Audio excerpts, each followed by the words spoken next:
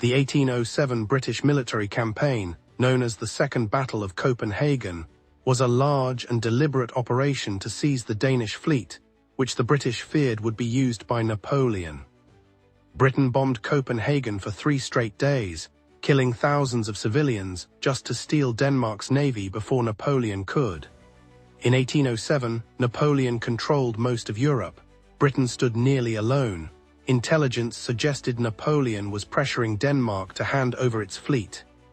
If France got those ships, Britain's naval advantage would vanish, so the British government made a brutal calculation. Denmark was neutral, had not attacked anyone, but they had ships Britain needed. The solution was simple: take them by force. A British fleet appeared off Copenhagen in August 1807 with 25,000 troops. They sent Denmark an ultimatum. Hand over your entire navy or we will bombard your capital. Denmark refused. They were a sovereign nation. Surrendering their fleet without a fight was humiliation they would not accept. Britain did not hesitate. On September 2nd, the bombardment began. For 3 nights, British ships and land batteries fired into Copenhagen. They used Congreve rockets, an early incendiary weapon that set buildings ablaze. The city had almost no military defenses. This was not a battle. It was deliberate destruction of a civilian target to force surrender. Over 2,000 civilians died, 30% of the city burned. Churches, homes, hospitals hit indiscriminately. Copenhagen had no choice. On September 7th, Denmark surrendered.